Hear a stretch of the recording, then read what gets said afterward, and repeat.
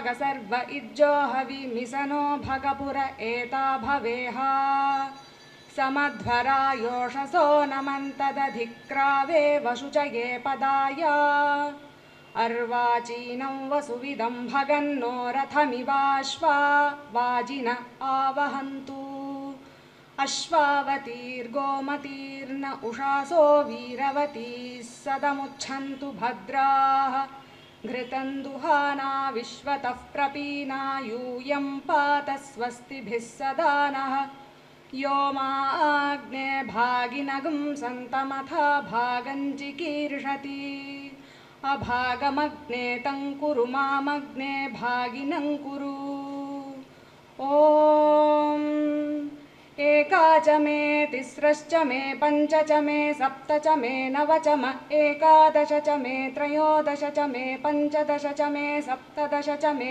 नवदश च म एकविंशतिश्च मे त्रयोविंशतिश्च मे पञ्चविंशतिश्च मे सप्तविंशतिश्च मे नवविंशतिश्च म एकत्रिंशच्च मे त्रयस्त्रिंशच्च मे चतस्रश्च मे अष्टौ च मे द्वादश च मे षोडश च मे विंशतिश्च मे चतुर्विंशतिश्च मे अष्टाविंशतिश्च मे द्वात्रिंशच्च मे षट्त्रिंशच्च मे चत्वारिंशच्च मे चतुश्चत्वारिंशच्च मे अष्टाचत्वारिंशच्च मे वाजश्च प्रसवश्च पिजश्च क्रतुश्च सुवश्च मूर्धा च व्यष्णियश्चान्त्यायनश्चान्त्यश्च भौवनश्च भुवनश्चाधिपतिश्च ॐ शान्ति शान्ति शान्तिः ஐந்து கரத்தனை ஆனை முகத்தனை ஐந்து கரத்தனை ஆனை முகத்தனை இந்தின் இளம் பிறை போலும் எயிற்றினை நந்தி மகந்தனை ஞான கொழுந்தினை நந்தி மகந்தனை ஞான கொழுந்தினை புந்தியில் வைத்தடி போற்றுகின்றேனே திருவாக்கும் செய்கருமம் கை கூப்பும் செஞ்சொல் பெருவாக்கும் பீடும் பெருக்கும் உருவாக்கும் ஆதலால் வானோரும் ஆனை முகத்தானை காதலால் கூப்புவர் தம் கை நந்தி அகத்தியர் மூலர் புன்னாகீசர் நற்றவத்து புலத்தியரும் பூனை கண்ணர் நந்தியிடை காடரும் போகர் போலிகைசர் கருவூரர் கொங்கணவர் காலாங்கியக பேயர் பாம்பாட்டி தேரையரும் குதம்பையரும் சட்டைநாதர் செந்தமிழ்ச்சே சித்தர்பதி நென்மர் பாதம் சிந்தை உண்ணி சிரத்தணியாய் சேர்த்தி வாழ்வா வாழ்வாம் தெளிவு குருவின் திருமேனி காண்டல் தெளிவு குருவின் திருநாமம் செப்பல் தெளிவு குருவின் திருவார்த்தை கேட்டல் தெளிவு குரு சிந்தித்தல் தானே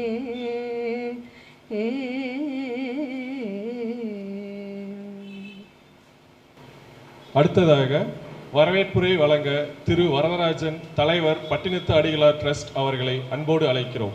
பழனி என்பதில் குடிகொண்டுள்ள நம் தமிழ் கடவுளாம் முருகப்பெருமானின் அருளாசையுடன் சித்த மெய்ஞான திறவுகோல் யோக நூல் வெளியீட்டு விழாவிற்கு வருகை புரிந்துள்ள அனைத்து ஆன்மீக சான்றோர்களுக்கும் அன்புடன் வரவேற்கிறோம். சித்தர்கள் நமது நாட்டின் ஆன்மீக தெய்வீக சாதனை நமது நாட்டின் ஆன்மீக தெய்வீக சிந்தனை அடையாளங்கள். தத்துவ சிந்தனைகள், மருத்துவ அறிவு, இயற்கை வாழ்வியல் மற்றும் ஆன்மீக உயர்நிலை ஆகிய அனைத்தையும் தனது வாழ்க்கையில் இணைத்து செயல்பட ஞானிகளே சித்தர்கள்.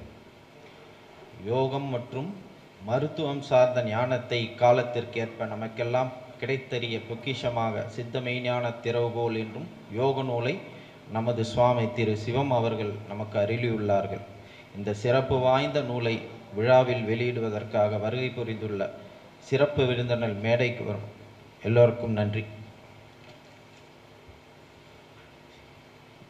இதற்கு இந்த புத்தகத்தை வெளியிட வந்த சிறப்பு விருந்தினர்கள் திரு வி செந்தில்குமார் அவர்கள், special correspondent Times of India அவர்களுக்கும், திரு பிரசன்னா சுவாமிநாதன் அவர்களுக்கும், திரு ஆர்பி நாராயணன் அவர்கள் ஸ்ரீ துர்கா கன்ஸ்ட்ரக்ஷன் சேலம் அவர்களுக்கும், திரு தனியொலி சிவம் சுந்தர் அவர்களுக்கும், திரு குழந்தைவேல் அவர்களுக்கும் வருகை தந்துள்ள அனைவருக்கும் நன்றிகளை தெரிவித்துக் கொள்கிறோம்.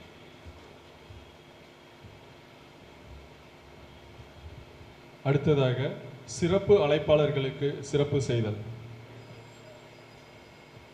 முதலாவதாக Thiru Senthilkumaran, special correspondent Times of India அவர்களுக்கு தனியொலி ஆர் சிவம் அவர்களை சிறப்பு செய்ய அன்போடு அழைக்கிறோம்.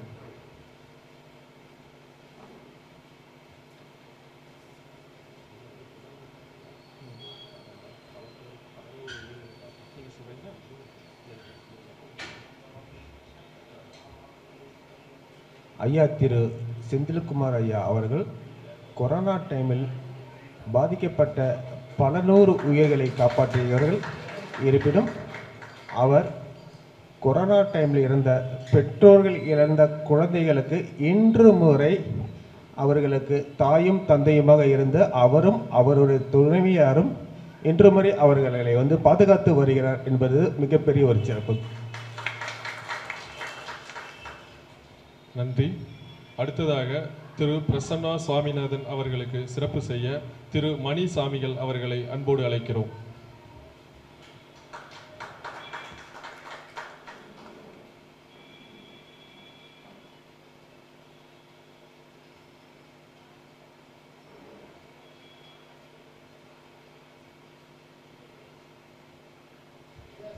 திரு பிரசன்னா சுவாமிநாதன் ஐயா அவர்கள் இந்தியா முழுவதும் உள்ள திருக்கோயில்களுக்கு அனைத்தும் திருப்பணி செய்து கொண்டே இருக்கிறார் என்பது மிகப்பெரிய ஒரு விஷயம். நன்றி. அடுத்ததாக திரு ஆர் நாராயணன் அவர்களுக்கு திரு பிரசன்னா சுவாமிகள் அவர்களை சிறப்பு செய்ய அன்போடு அழைக்கிறோம்.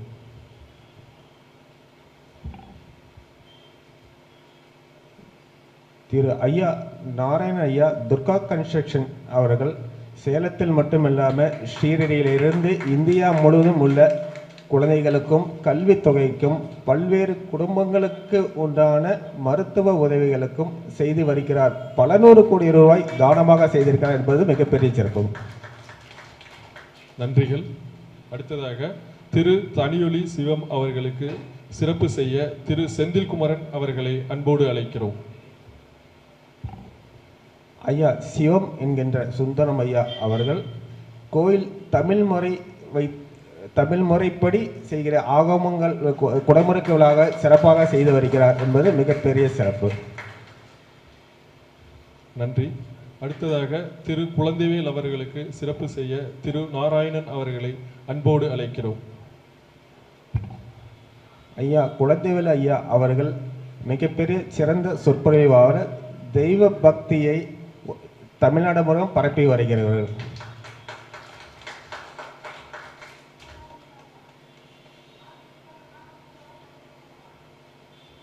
சிறப்பு செய்த சான்றோர்கள் அனைவருக்கும் நன்றி. அடுத்த கட்டமாக சித்தர் மெய்ஞான திறவுகோல் நூல் வெளியீடு. நூலின் முதல் பிரதியை வெளியிட திரு பிரசன்னா சுவாமிநாதன் அவர்களை அன்போடு அழைக்கிறோம்.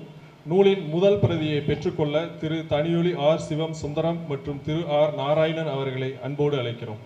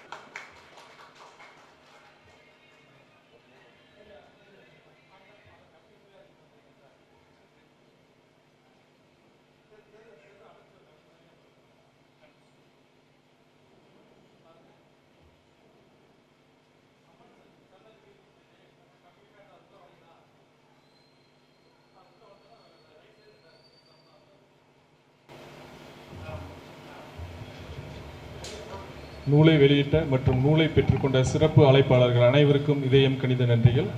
அடுத்ததாக திரு செந்தில் ஐயா அவர்களை சிறப்புரையாற்ற அன்போடு அழைக்கிறோம். அனைவருக்கும் காலை வணக்கம்.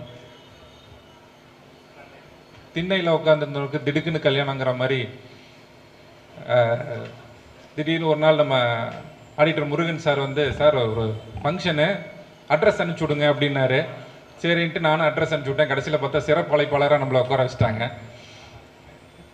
இப்போ நான் ஒரு சப்ஜெக்ட் ஒரு பழைய நடந்த ஒரு விஷயத்த சொல்கிறேன். அது ஸ்டார்டிங்கில் கேட்குறவங்களுக்கு இது சம்மந்தம் இல்லாத மாதிரி இருக்கும் இந்த ஃபங்க்ஷனுக்கு. ஆனால் அதை முடிக்கும் போதும் கண்டிப்பாக அதுக்கு ஒரு கோரிலேஷன் இருக்கும். நான் பத்திரிகையாளர் அப்படிங்கிறதுனால எனக்கு இது அரசியல் பேசலை, எனக்கு நடந்த சம்பவத்தை தான் சொல்கிறேன். நம்ம கலைஞர் கருணாநிதி ஐயாவோட பழகிற ஒரு சந்தர்ப்பம் கிடச்சிது. அவங்களோட ரொம்ப நெருக்கமாக நான் ஒரு 25 வருஷமாக நான் ரிப்போர்ட்டராக இருக்கேன். அதனால் எனக்கு ஓரளவுக்கு அந்த காலத்தில், அதாவது அந்த காலம்னா ஒரு 20 வருஷத்துக்கு முன்னாடி நிறைய ரிப்போர்ட்டர்ஸ் இல்லை. சேலம் வந்தாருன்னா, ஐயா வந்தாங்கன்னா அஸ்தம்பட்டின்னு எல்லாம் பெரும்பாலும் சேலத்தில் இருந்து வந்திருப்பீங்கன்னு நினைக்கிறேன். அஸ்தம்பட்டி டிராவலர்ஸ் பங்களாவில் தான் நாங்கள் மீட் பண்ணி பேசிப்போம். அப்போ ரொம்ப நெருக்கமாக பேசிகிட்டு இருக்கும்போது கலைஞர் ஐயாட்ட நான் கேட்டேன், சார் உங்களுக்கு வாழ்க்கையில் நிறைய விஷயங்கள் நடந்திருக்கும், உங்களை ரொம்ப அதிர்ச்சிக்குள்ளாக்க ஒரு விஷயம் என்ன அப்படின்னு சொல்லிட்டு கேட்டேன். அப்போ கேட்டும்போது சொல்லிட்டு இருந்து ரொம்ப யோசிச்சு ஒரு சம்பவம் இருக்குது அப்படின்னாரு. என்ன அப்படின்னு, நான் வந்து எல்லாத்துக்கும் நம்ம எழுத்தாளர் ஜெயகாந்தனை தெரியும்னு நினைக்கிறேன். அவரை தெரியாதவங்க இருக்கவே இருக்க முடியாது. அவருக்கு கலைஞர் ஒரு நாள் ஃபோன் பண்ணுறாரு. ஃபோன் பண்ணி கலைஞர் ஃபோன் பண்ணுறாரு, ஜெயகாந்தன் சார் தான் எடுக்கிறாங்க, ஃபோன் எடுக்கிறாங்க. நான் கலைஞர் பேசுகிறேன் அப்படின்னு அவர் சொல்கிறாரு. சொல்லுங்க, நானும் கலைஞர் தான் பேசுகிறேன்னு இவர் சொல்கிறாரு. கலைஞருக்கு ஒரு அதிர்ச்சி, என்னடா தமிழ்நாட்டில் கலைஞர் அப்படின்னாவே நம்ம மட்டும்தான், இந்த மனுஷன் வித்தியாசமாக ஒன்று சொல்கிறாரு. திருப்பி ஒரு செகண்ட் யோசிச்சுட்டு, நான் கலைஞர் பேசுகிறேன் அப்படின்னு திருப்பி இவர் சொல்லியிருக்கிறாரு. சொல்லுங்க ஐயா, நானும் கலைஞர் தான் பேசுகிறேன் அப்படின்றாரு. இவருக்கு ரொம்ப அதிர்ச்சி. இது நாள் வரைக்கும் நம்மளை கலைஞர் நம்ம மட்டும்தான் நினச்சிட்டு இருக்கோம், இந்த ஆளு புதுசாக ஒன்று சொல்கிறான்ட்டு எதுவுமே பேசாமல் ஃபோனை வச்சுட்டாரு. இது எதுக்காக சொல்ல வரேன்னா, எழுத்தாளர் கலைஞரா ஜெயகாந்தன் ஐயா இருந்தாங்க. இன்னைக்கு நம்ம வர்மாசன் செந்தில் சார் கலைஞர் ஆயிட்டாரு இந்த எழுத்து மூலியமா. இன்னைக்கு வந்து பழனியில், திண்டுக்கல் மாவட்டம் பழனியில் வந்து சித்தர் மெய்ஞான திறவுகோல் அப்படிங்கிற ஒரு தலைப்பில் ஒரு நூல் வெளியிடப்பட்டிருக்கு. அதில் வந்து பாகம் 1 வெளியிடப்பட்டிருக்கு. இதில் 3 பாகம் வரும்னு சொல்லியிருக்காங்க. முதல் பாகமே வந்து பார்த்திங்கன்னா, எப்படி நம்ம வந்து ஒரு இடத்துக்கு, தெரியாத ஒரு இடத்துக்கு நம்ம வந்து போகிறதுக்கு இப்போ இன்றைக்கி கூகுள் மேப்பு அது மாதிரி வழிகாட்டிகள் இருக்கோ, வீடு பேர் அப்படிங்கிற நம்ம அடைய வேண்டிய ஒரு ஸ்தானத்தை, அதாவது மனிதனாக பிறந்த எல்லாருமே வீடு பேர் அடையணும் அப்படிங்கிறது வந்து எல்லாருடைய எண்ணமாக இருக்கும். அது சித்தர்களும் அப்படி தான் கடைபிடிச்சிட்டு வந்தாங்க. அந்த வீடு பேருங்கிற ஒரு நிலையை நம்ம அடையிறதுக்கான முதல் வாசப்படின்னு சொல்லலாம் இந்த புத்தகத்தை, இந்த நூலை. அந்தளவுக்கு வந்து இதில் வந்து விஷயங்கள் இருக்குது. சித்தர்கள் அப்படின்னாவே நம்மளுக்கு தெரியறது எல்லாமே வந்து பார்த்திங்கன்னா, அவங்களுடைய அந்த காயக்கல்ப முறை, ஒரு இடத்துலேருந்து கூடு விட்டு கூடு பாயறது, இது மாதிரி தான் நம்ம நினச்சிட்ருக்கோம். ஆனால் சித்தர்கள் அப்படிங்கிறது பார்த்திங்கன்னா பொதுவாகவே சித்த மருத்துவம் சம்மந்தப்பட்ட விஷயங்களை தான் நிறைய சொல்லியிருக்காங்க. அதாவது நம்ம உடம்பை எப்படி பாதுகாப்பாக வச்சுக்கிட்டு இன்னும் எப்படி பல நாளுக்கு பல ஆண்டுகளுக்கு நம்ம வந்து ஒரு இளமையாக இருக்க முடியும், நோய் நொடி இல்லாமல் இருக்க முடியும், மற்றவங்களுக்கு ஒரு பெரிய பாரமாக இல்லாமல் இருக்க முடியும், வாழ முடியும் அப்படிங்கிற ஒரு விஷயத்தை முன்னிறுத்தி தான் வந்து அவங்க வந்து செஞ்சாங்க. அதன் அடிப்படையில் தான் சித்த மருத்துவமே உருவாச்சு. மருத்துவத்துக்கே பேஸ் ஆதாரம் நம்ம சித்த மருத்துவம். அதன் அடிப்படையில் அந்த விஷயங்களை எல்லாத்தையுமே உள்ளடக்கி இந்த முதல் பாகம் வெளியிடப்பட்டிருக்கு. இந்த முதல் பாகத்தில் வந்து பார்த்திங்கன்னா கிட்டத்தட்ட நம்ம வீட்டு சமையல் அறையில் இருக்கக்கூடிய ஒரு பொருட்களை, உணவுப் பொருட்களை வச்சு நம்ம வந்து நம்ம உடம்புல இருக்கிற எந்தெந்த பிரச்சனைகளை, நோய்களை தீர்த்துக்கலாம் அப்படின்னு சொல்லியிருக்காங்க.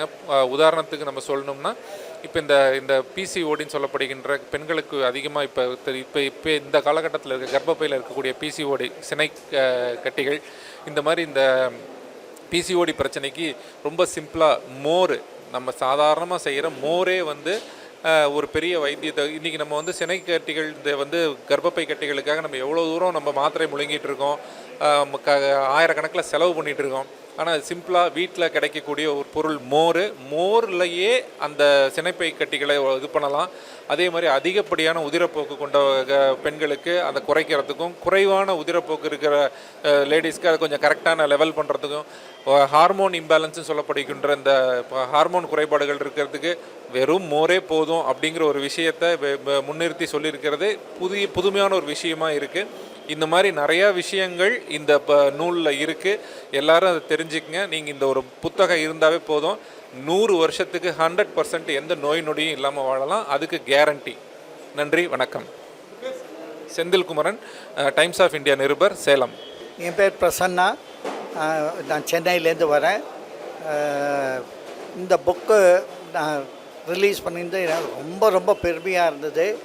ரொம்ப நல்லா இருக்குது, ரொம்ப யூஸ்ஃபுல்லாக இருக்குது. சுவாமிஜி ரொம்ப நல்லா புக் கொண்டு வந்திருக்கார். எனக்கு சித்தர் பற்றி அவ்வளோவா எனக்கு இந்த பழக்கம் ஒன்றும் தெரியாது அவ்வளோவா. இப்போ தான் கொஞ்சமாக தெரிஞ்சுட்டுருக்கேன். இந்த புக்கு மூலியமாக நிறைய கற்றுக்கிறேன். அண்ட் நிச்சயமாக இதை யாருக்கெல்லாம் போனோமோ எல்லாருக்கும் நான் இதை ஸ்ப்ரெட் பண்ணுறேன். சுவாமிகள் சொல்லி நீங்கள் எழுதியிருக்கீங்க, 2 பேருக்கும் அது சுவாமிகளோட புக்கு. ஆனால் இது வெளியில் கொண்டு வந்தது செந்தில். ஸோ 2 பேர் வந்து இது ஒரு ட்ரஸ்ட் மாதிரி எடுத்து பண்ணீங்க இல்லையா? ஆமாம், ட்ரஸ்ட்டுக்கு எல்லாருக்கும் கங்க்ராச்சுலேட் பண்ணுறேன். இது இந்த காலத்தில் நம்ம சித்தர் என்னென்ன நிறைய பேர் தெரியறதில்லை. இங்கே உங்கள் எல்லாருக்கும் தெரிஞ்சு, எங்கள் மாதிரி ஆள்லாம் நிறைய பேர் தெரிஞ்சிருக்காது. இங்கே கொஞ்சம் கொஞ்சமாக தான் தெரிகிறது. அண்ட் அது மாத்திரம் இல்லை, அவளோட பவர் என்ன, அவள் என்ன பண்ண முடியும், எவ்வளோ அவள் தபஸ் பண்ணியிருக்கா, எவ்வளோ அவள் மெடிடேஷன்லாம் பண்ணியிருக்கா, இதெல்லாம் நம்மளுக்கு கொஞ்சம் கொஞ்சமாக தான் தெரிகிறது. இது எல்லாருக்கும் தெரியணுங்கிறதுக்காக இந்த மாதிரி மீடியா இந்த புக்கு மூலியமாக தான் நம்ம ஸ்ப்ரெட் பண்ண முடியும். இது excellent opportunity to spread to the world. எல்லாருக்கும் தெரிகிற போல இருக்கணும். நிச்சயமாக இந்த என் சார்பில் இந்த புக்கு நான் யாருக்கெல்லாம் அமைக்க முடியுமோ அமைச்சு we will do our best. Thank you. இந்த புக்கு எழுதுறதில் வந்து சுவாமிகளுக்கு உறுதுணையாக நம்ம செந்தில்குமார் எவ்வளோ தூரம் அவருக்கு தன்னுடைய பணிவிடை செய்து அவர் வீட்டில் தங்க வச்சு அவருக்கு தேவையான இன்ஸ்ட்ருமெண்ட்ஸ் எல்லாத்தையும் கொடுத்து இதை கொண்டு வரத்துக்கு அவங்க எடுத்துக்கிட்ட முயற்சிகள் மிக மிக அரியதானது. அதை நான் கண்கூட பார்த்தோங்கிற முறையில் சுவாமிகளுக்கும் அதற்கு உறுதுணையாக இருந்த அனைவருக்கும் மிகுந்த என்னுடைய சிறந்தாழ்ந்த நன்றியை தெரிவித்துக் கொள்கிறேன். நன்றி, வணக்கம்.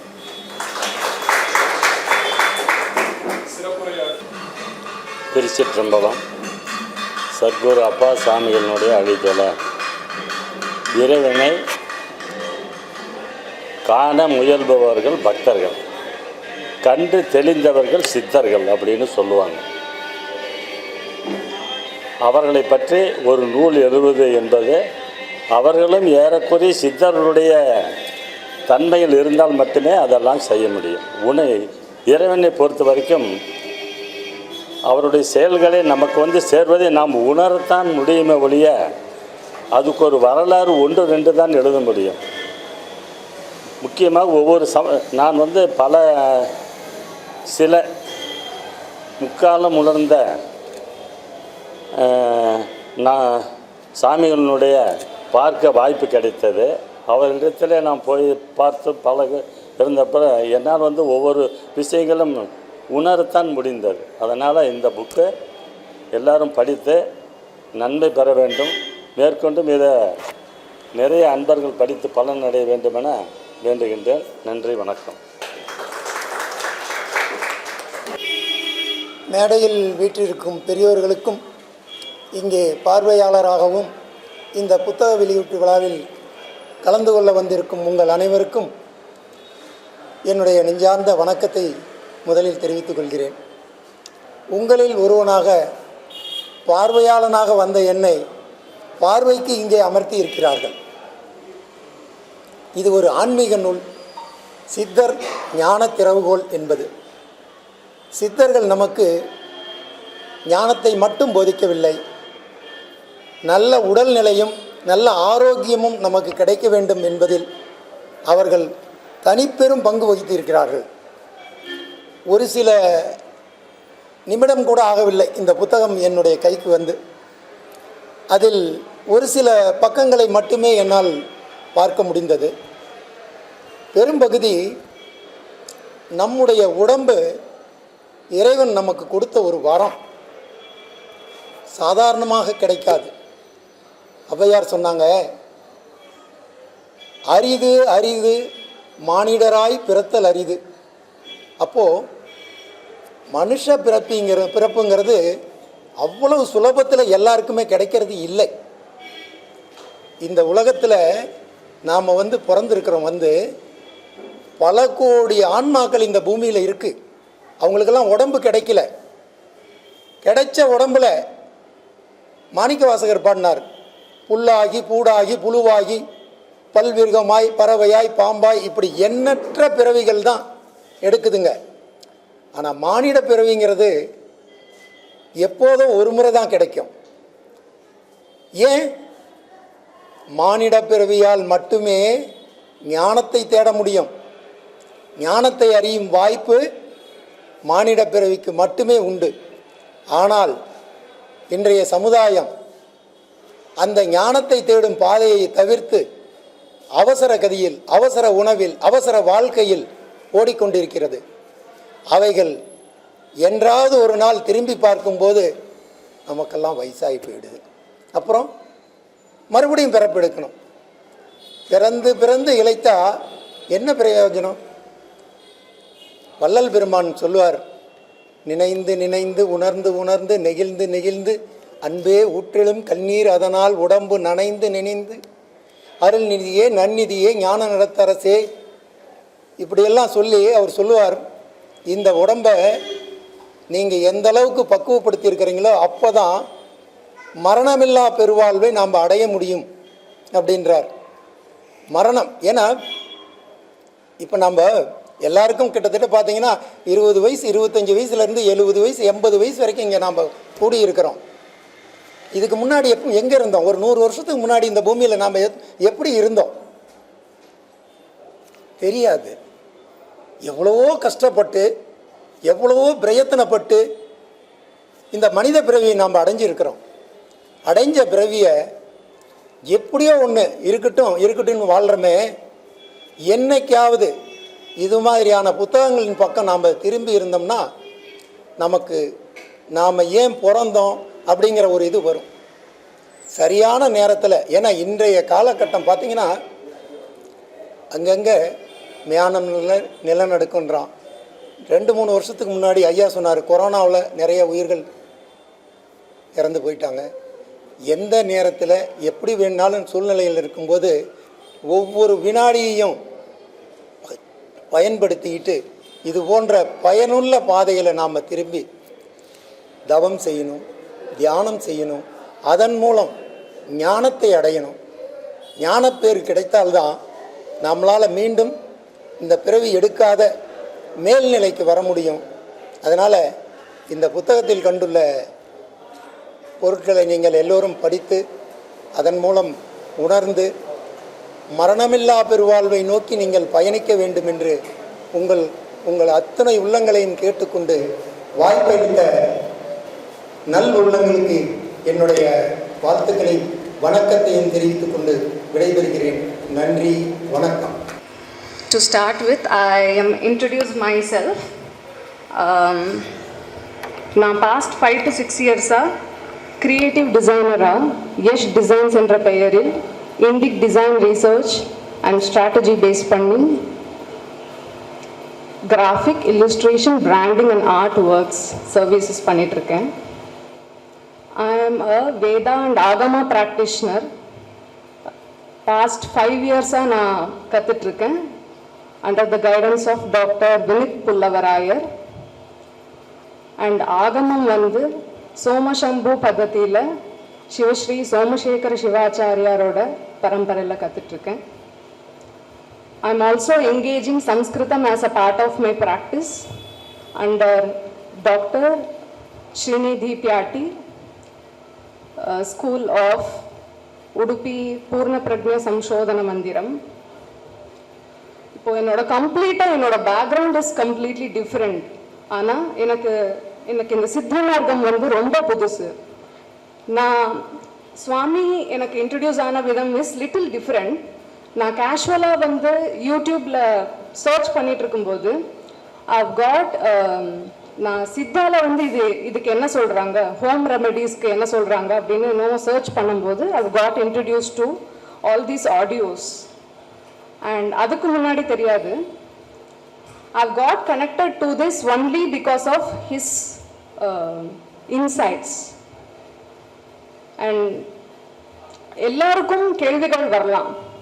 ஆனால் அந்த கேள்விக்கான விடை வந்து வெளியிலிருந்து நம்ம தேடும்போது அது கரெக்டான அப்ளிகபிள் ப்ராக்டிக்கல் சொல்யூஷனாக இருக்க முடியுங்கிறது எல்லா டைம்லையும் இருக்குங்கிறது it's not that much evident. And இந்த ஆடியோ சீரீஸ் கேட்கும்போது யூடியூப்ல எதற்காக கேள்வி வருது, வை அப்படிங்கிற ஒரு பாண்டரிங் ஸ்டேட்க்கு கூட்டிட்டு போகுது. அழகான ஒரு சிந்தனைக்கு கூட்டிட்டு போகிறதால ஐ ஃபீல் லைக் சொல்யூஷன்ஸ் வந்து உள்ளே இருந்தே வெளியில வரும்போது ஆட்டோமேட்டிக்காக அது வந்து ப்ராக்டிக்கலி அப்ளிகபிள் சொல்யூஷனாக இருக்கு. அந்த சொல்யூஷன் வந்து it is not only the knowledge, it will transform and it is a transformation by itself. As a Agama student, இப்போ இந்த சைவ ஆகமத்திலும் சரி சித்த மார்க்கத்திலும் சரி அந்த டேர்ம்ஸ் அந்த ஸ்ட்ரக்சர் வேணால் டிஃப்ரெண்ட்டாக இருக்கலாம். பட் ஃபார் எக்ஸாம்பிள் இப்போ தத்துவங்கள் அப்படின்னு பார்க்கும்போது சைவ ஆகமத்தில் வந்து 36 தத்துவங்கள் வந்து இன்ட்ரடியூஸ் பண்ணுவாங்க ஸ்லோவாக. சித்தாலையும் சரி same thing. I can relate so much related to this. It is completely the same, which is very relatable, and more than relatability in the audios கேட்கும்போது everything is logical for me, which is very important. Overall ஒரு விஷயம் வந்து எனக்கு ஸ்ட்ராங்காக தெரியுது இங்க.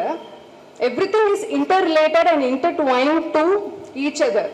என்ன மார்க்கமாக இருந்தாலும் ultimate is that open-mindedness and that acceptance and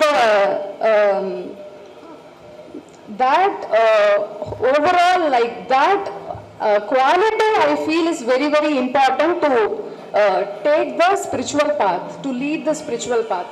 And one more thing is inclusivity. We are all connected to each other. நம்ம இண்டிவிஜுவலாக வந்து each other we are connected as a whole.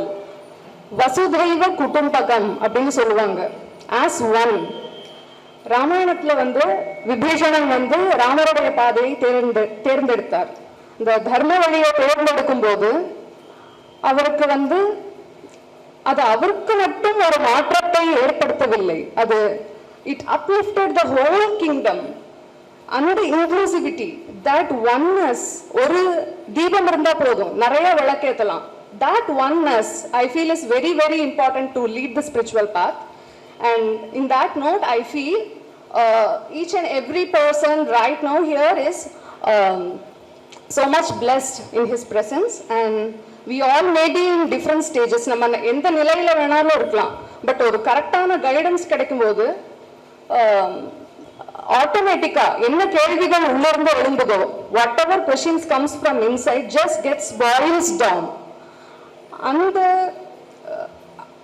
And for me Swami Sivan அவர்களுடைய audios கேட்கும்போது automatically எனக்கு வந்து அந்த I got to த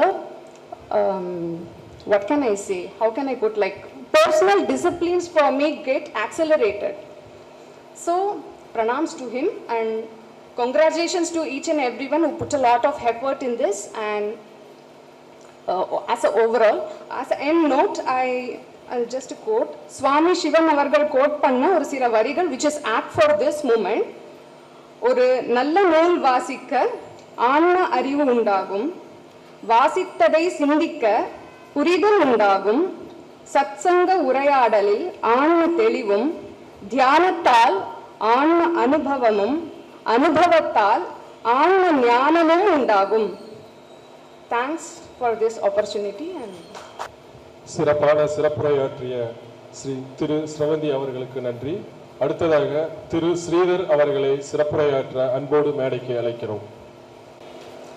இந்த காலை வேளையிலே பழனியில் போகர் சிறப்பு வாய்ந்த சித்தரால் உருவாக்கப்பட்ட நவபாஷான சிலையும் வழிபட வந்திருக்கும் இந்த பழனி அம்பதியில் மிக சரியான பொருத்தமாக சித்தர் மெய்ஞான நூல் திறவுகோல் இங்கு வெளியிடப்படுவது பொருத்தமான விஷயம் என்பது என்னுடைய கருத்து.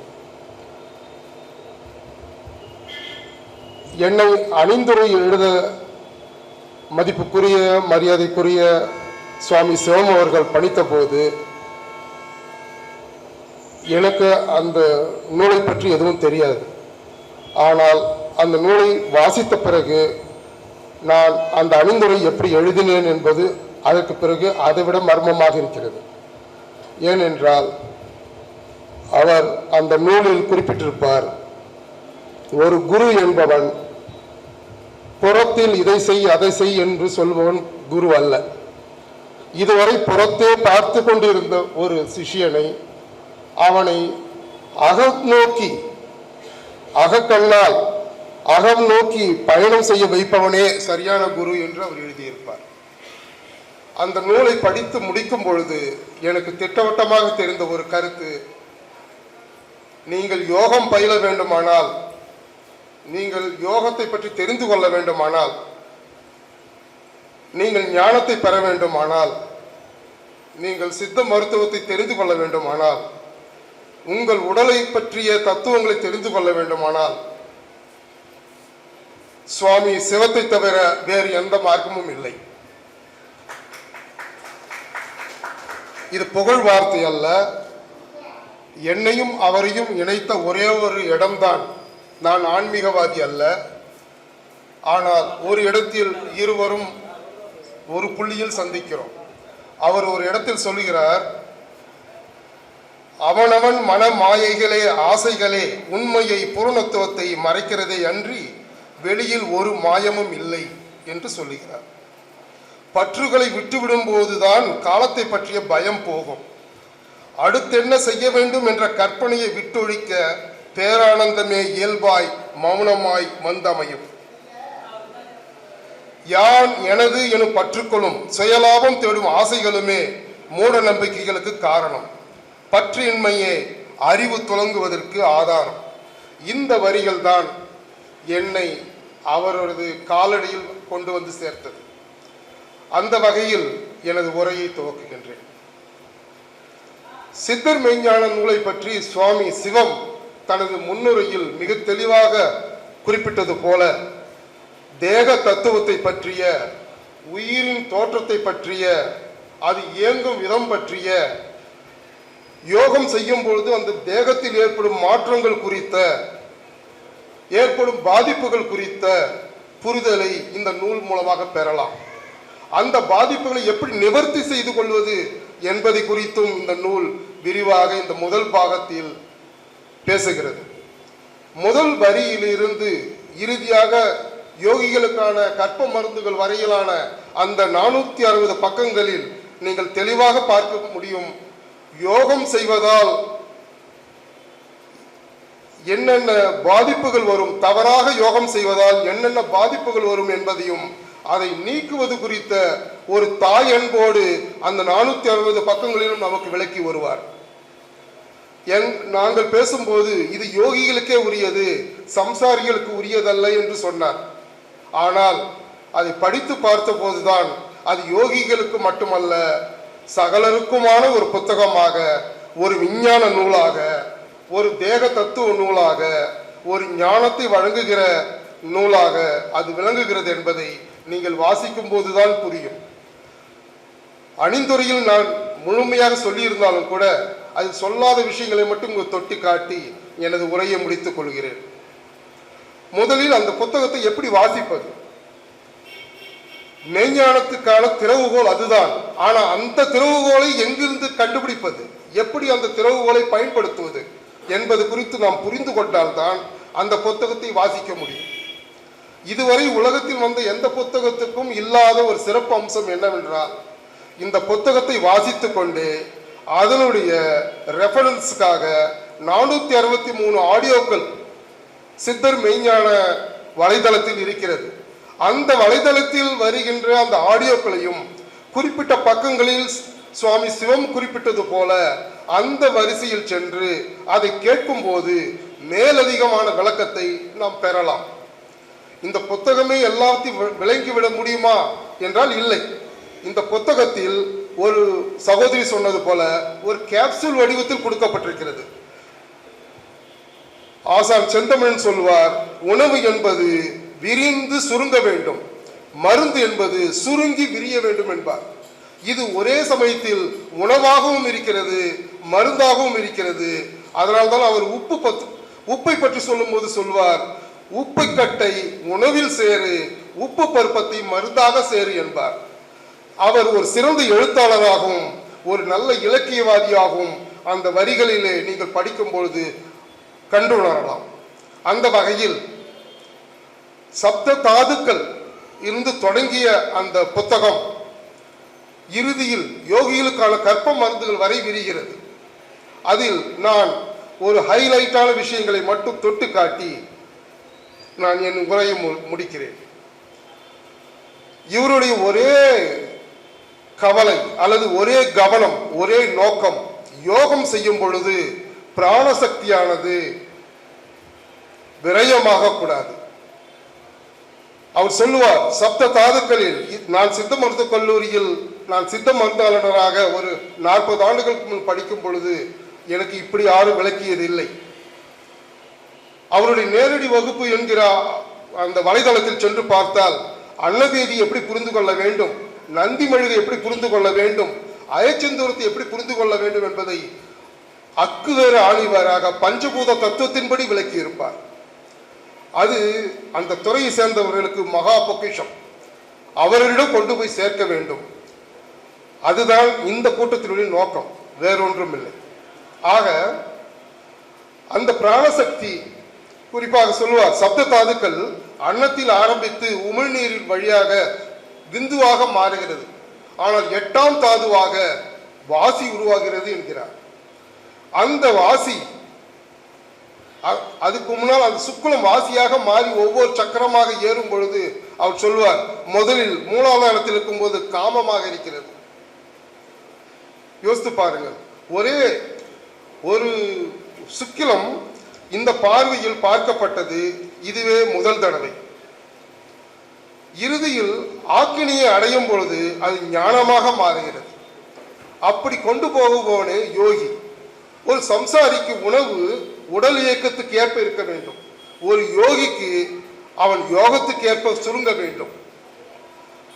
உணவை சுருக்கு, யோகத்தை பெருக்கு என்பது இந்த நூலில் யோகிகளுக்கு அவர் காட்டும் வழிகாட்டும். ஒரு சித்த மருத்துவ மாணவனாக என்னை கவர்ந்தது, அவர் இந்த உலகத்தையும் இந்த உடலையும் இந்த தாவரங்களையும் அனைத்தையுமே அவர் பஞ்சபூத தத்துவத்தின்படி அல்லது அக்குபஞ்சர் சொல்லப்படுகிற இன் யாங் தத்துவப்படி அவ்வளவு அழகாக விளக்கி இருக்கிறார். சொல்லுவார், பூமியினுடைய கடல் அதன் புவியின் சிறுநீரகம் என்கிறார். பூமியினுடைய ஆறுகளும் காடுகளும் அதன் நுரையீரல் என்கிறார். அவர் இந்த நூல் முழுக்கவும் ஒடுக்கம் ஓட்டம் இந்த 2 வார்த்தைகளை நாம் அடிக்கடி பார்க்கலாம். ஒடுக்கமும் ஓட்டமும் சமமாக இருக்கையில் அது வாழ்வாக மலர்கிறது. எவன் ஒருவன் ஓட்டத்தை நிறுத்தி ஒடுக்கத்தை பெருக்குகிறானோ அவன் யோகியாக மலர்கிறான். அதற்கு வழிகாட்டும் நூலே இந்த சித்தர் மெய்ஞான திறவுகோல். ஆனால் சம்சாரிகளுக்கும் இது உதவுகிறது.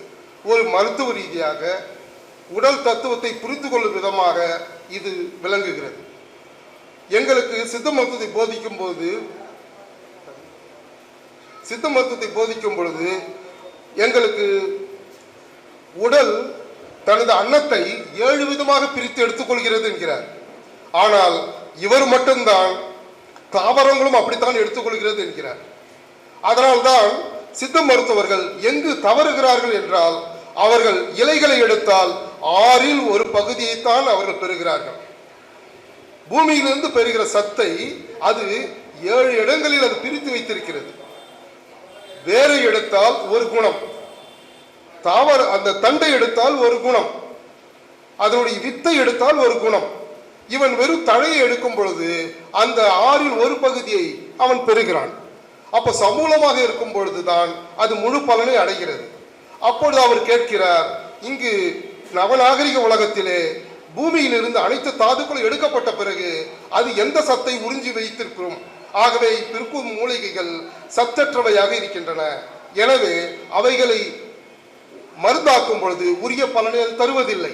மாறாக அந்த சத்துக்களை, தாதுக்களை நேரடியாக பற்பங்களாகவோ செந்தூர்களாகவோ நாம் மருந்தாக எடுக்கும் பொழுது அதனுடைய முழு பலனையும் அடையலாம் என்று சித்த மருத்துவர்களுக்கு இங்கே வழிகாட்டுகிறார்.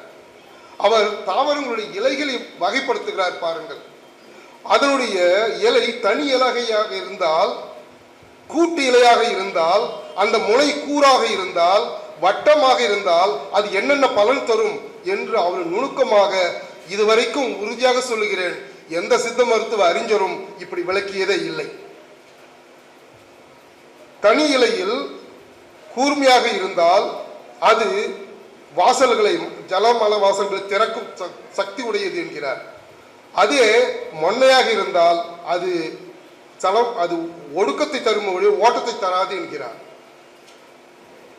அதே போல மலையில் விளையும் மூலிகைகளுக்கும் பள்ளத்தில் விளையும் மூலிகைகளுக்கும் மிகப்பெரிய வித்தியாசத்தை காட்டுகிறார். அதே போல பூமியில் கீழ் இருக்கும் ஜீவராசிகளுக்கும் பூமியின் மேல் வசிக்கும் ஜீவராசிகளுக்கும் உள்ள வித்தியாசத்தை காட்டுகிறார். இவையெல்லாம் நானே சொல்லிவிட்டால் நீங்கள் படிப்பதற்கு வழி இல்லை, நான் தொட்டு காட்டுகிறேன், அவ்வளவுதான். இவ்வளவு விவரங்களை கொண்டிருக்கும் இந்த நூலில் ஒரு ஞானத்தை வழங்குகிற மிக சிறந்த அத்வைத கருத்துக்களையும் சைவ சித்தாந்த கருத்துக்களையும் பல இடங்களில் மிக அற்புதமாக அது வெளிப்படுத்தியிருக்கிறார். மிக சிறந்த நூலாசிரியராக, மிக சிறந்த இலக்கியவாதியாக, மதிப்புக்குரிய மிக சிறந்த யோகியாக, நமக்கெல்லாம் வழிகாட்டக்கூடிய மிகப்பெரிய சத்குருவாக இந்த நூலில் அவர் உயர்ந்து காணப்படுகிறார். இதை நான் சொல்லும் பொழுது எனக்கு ஒரு கதை ஞாபகம். ஐன்ஸ்டீன் அன்றைக்கு ஒரு லெக்சர் கொடுக்க கூப்பிட்டுருந்தாங்க. அப்போ அவர் கிளம்பும் போது அவருக்கு ஜுரம், அவரால் பேச முடியல. அப்போ அவருடைய டிரைவர் சொன்னார், ஐயா நீங்கள் கவலைப்படாதீங்க, உங்கள் உரையை நான் கேட்டு கிட்டத்தட்ட என்ன பேசணும்னு எனக்கு தெரியும், நானே போய், ஏன்னா அவங்க ஐன்ஸ்டீனை பார்த்ததில்லை, நானே போய் பேசிடுறேன் அப்படின்னாலாம். சரின்னு சொல்லிட்டு அந்த லெக்சரில் அவர் ஒரு ஓரமாக நின்றுக்கிட்டாரு, டிரைவர் மாதிரி அவர் நின்றுக்கிட்டாரு, இவர் ஓனர் மாதிரி ஐன்ஸ்டீன் மாதிரி போய் மேடையை போய் பேசினார். அழகாக பேசிட்டார். ஆனால் அவர் ஐன்ஸ்டீன் இல்லை, முக்கியமான கேள்விகள் வரும் பொழுது அவருக்கு பதில் தெரியல. அப்போ அவர் சொன்னார், சே இதுக்கெல்லாம் நான் பதில் சொல்ல வேண்டியதில்லை, என் டிரைவரே பதில் சொல்வார் அப்படி சொல்லிட்டு அந்த ஐன்ஸ்டீனை மேடைக்கு அழைச்சார். ஆகவே எனக்கு தெரிந்த ஒரு ஓட்டுநராக இருந்து எனக்கு தெரிந்த பொதுவான கருத்துக்களை முன்வைத்தேன். அது நுட்பமான யோக கருத்துக்களை உண்மையான ஐன்ஸ்டீன் எனக்கு பின்னால் உங்களுக்கு விரிவாக விளக்கி கூறுவார். நன்றி, வணக்கம். என்னுடைய பேர் குழந்தை வேலு. நான் சேலத்திலிருந்து வர்றேன். நான் ஒரு ஆன்மீக சொற்பொழிவாளர். அதாவது நாயன்மார்கள், ஆழ்வார்கள், வள்ளல் பெருமான் இவங்களுடைய வரலாற்றை மக்களுக்கு கொண்டு போய் சேர்த்துறது என்னுடைய பணியாக எடுத்துக்கிட்டு அதில் என்னுடைய செயலை செஞ்சுக்கிட்டு இருக்கும்போது முதலாக இன்றைக்கி சித்தர்களுடைய வரலாற்றை பற்றியும் சித்தர்களுடைய இந்த மெய்ஞான திறவுகோள்ங்கிற புத்தகத்தை வெளியீட்டு விழாவில் கலந்துக்க எனக்கு ஒரு வாய்ப்பு கிடைச்சதுக்கு என்னுடைய நன்றியையும் தெரிவித்துக் கொள்கிறேன். சித்தர்களால் தான் நம்ம நாட்டினுடைய மருத்துவ உலகமே வெளியே வந்தது. சித்தர்களால் தான் இன்றைக்கி நாம் அலோபதி வைத்தியத்துக்கு போகிறோம். ஆனால் ஆயிரக்கணக்கான ஆண்டுகளுக்கு முன்னாடி மிகப்பெரிய இந்த உடம்பு சரியான விதத்தில் பயன்படுத்தினா தான் நோய் நொடி இல்லாத பல 100 ஆண்டுகள் வாழ முடியுங்கிறத தங்களுடைய வாழ்க்கையில் காட்டினவங்க சித்தர்கள் தான். சித்தர்கள் என்றாலே சித்து, அதாவது தனக்குள்ளே இருக்கக்கூடிய அந்த ஒரு இதை வெளிக்கொண்டு வந்து மக்களிடத்தில் கொண்டு போய் சேர்த்துறவங்க சித்தர்கள். அவங்களுடைய இந்த கருத்துக்களை எல்லாம் ஒரு புத்தக வடிவில் கொண்டு வந்து இதற்காக இந்த அமைப்பை சேர்ந்தவங்களாம் மிக பெரும் தொண்டாற்றி இருக்கிறாங்க.